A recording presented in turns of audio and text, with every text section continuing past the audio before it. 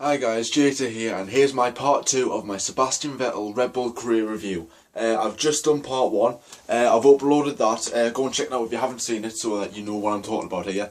I did about from the start 2009 till about 2011, and now I'm going to do the season 2012, 2013 and this season 2014. So continuing on from 2011, Sebastian Vettel has just won his second World Championship in dominant fashion. 2012 comes along, and he's just remained with Red Bull. Still, Mark Webber's got his teammate. Vettel has got a contract till 2014 with an option for 2015 at this stage. Yeah, it wasn't really a start to remember for Sebastian Vettel in 2012, because you had his car wasn't as quick, it wasn't as performing well as it was in 2011. Where he won the first six races, he won 5 of them. Whereas now he wasn't really in that winning mentality of consistent winning in that. So in Australia, he didn't really make that much of an impact. I think he got to about 4th or something like that, 4th or 3rd. I think he got a podium or something like that in Australia in about 2012.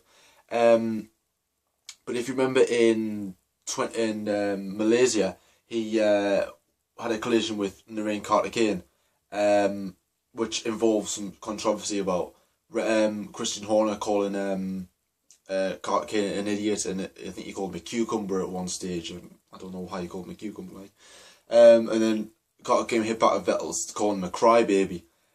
Which at the time you could think that, if Vettel doesn't get his own way, he seems to kick off with something like a drive-through penalty. If he doesn't win a race, if he comes second, if he doesn't get a podium, he seems to criticise the team, a certain driver. He doesn't really criticise himself. In most stages, when most of the time it will be him that will do that. Come to China, he qualified 11th, and that was the first time he qualified outside the top 10. So you can imagine, he qualified outside the top 10 since Brazil 2009. So you can imagine how fast Red Bull have been in terms of qualifying, and how consistent Vettel has been to get into Q3 that quickly. And that. So, yeah, so he didn't have a solid race in China. He got up in the points score, and he didn't get a podium. So you can by this stage, you can already tell how poor the car really is compared to the last 2 years. So he does eventually pick up the pace in Bahrain. He goes to Bahrain on better mentality. There's been 3 races so far. There's been 3 different winners from different teams. Vettel comes into Bahrain. He wins the race in dominant fashion. It's sort of like his win that he should have had in 2010 in Bahrain, where he was leading comfortably, and sort of reliability issues let him down. This time round, he was leading very far, and he ended up winning the race just behind Raikkonen and Grosjean, unlike last time where Alonso caught him, so did Massa and Hamilton. So that was his first win, but in the first 13 races of the 2012 season, Vettel only won 1 of them, obviously in Bahrain, out of 13 races. But towards the end of the season, he won out of the last 7 races. From that, he won 4 of them. So you can probably tell how the upgrades made an impact on Vettel's car to clinch that title at the last race in Brazil, where it was a neck-and-neck race between Alonso and Vettel, and obviously Vettel spun and everyone was on the edge of this stage. I remember I had to go from my dad's to my mum's in that stage on lap 1. I've seen the spin, I had to go, I just race there. I got there eventually about lap 3, and then I watched that race. It was a brilliant race. I would have liked to see Alonso win the championship, but obviously Vettel was just too quick. He played the right strategy, the car was getting faster, and so yeah, congrats to him for that. He was also a triple world champion then in 2012. He won Bahrain, Singapore, Korea, Japan, and India, and so he won 5 races and got 6 pole positions. So not as dominant as 2011, sort of 2010 type season. A very close battle with other teams, and his teammate as well in the drivers' championships. So yeah, he won his third world championship, is a triple world champion. He was only third driver to win 3 consecutive titles in a row, alongside Fangio and Schumacher. So you know how good Vettel can be and how we rate him as a driver now since he's won these 3 titles. So yeah, 2013 comes along, and it's sort of same to 2011. First race in Australia, he doesn't win it, but you can tell this car's got pace. Malaysia, most controversial issue was obviously multi-21.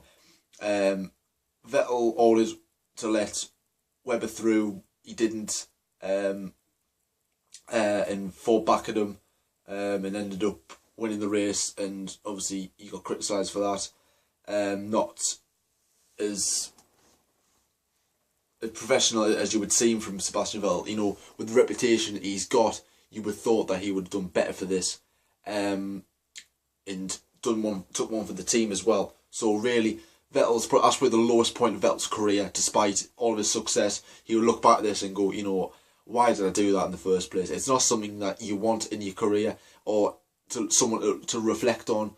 But luckily, he's got this 3 world championships to back up on, so that people don't just remember him for that. You remember him for like, oh, he won 3 world championships in a row, and that.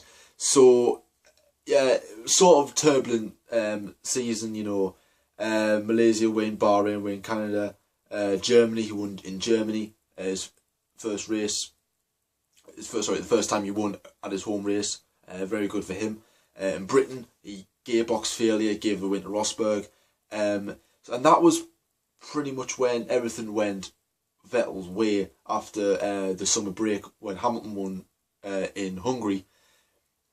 The summer break ends and he just wins the last 9 races. He won Belgium, Italy, Singapore, Korea, Japan, India, Abu Dhabi, USA and Brazil.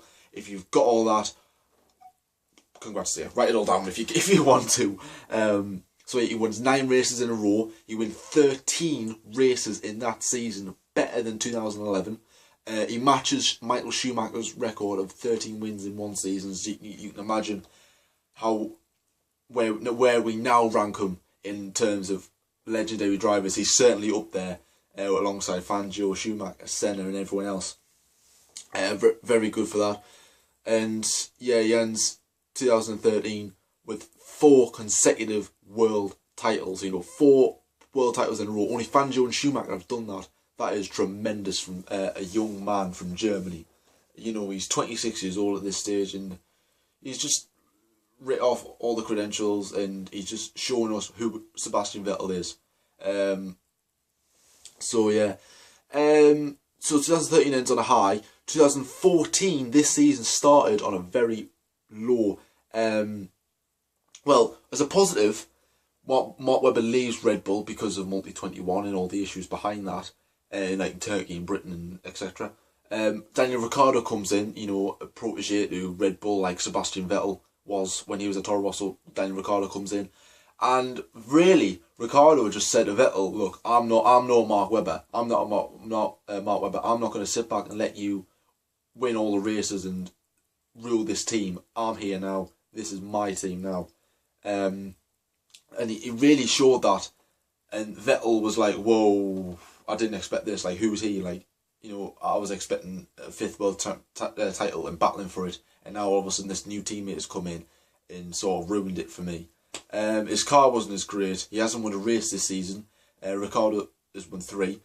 This is the only time up to the Russian Grand Prix now where every single he's been out qualified by his teammate in every single round this season from Australia to Russia, which has never been done before for Sebastian Vettel. So it's a new league for him. Yeah, but on the plus side, he has had 4 podiums in Malaysia, Canada, Singapore and Japan. So he's got that to back up on as a positive for this season, but he hasn't really got a main positive to have from this season. So yeah, it comes to the Japanese Grand Prix.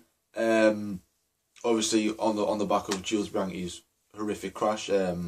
Still in your thought, Jules. Will you make a quick recovery then, as everyone else will be. Forza Jules. On the 4th of October, Vettel announced that he'll be leaving Red Bull and going to Ferrari. If you remember, I did a video on this probably immediately after the race in Japan, where I said Vettel was leaving Red Bull. Go and check it out if you haven't seen it. That he was going to Ferrari allegedly. It still hasn't been confirmed, but it's likely he will be going to Ferrari. Alonso moving alongside from him.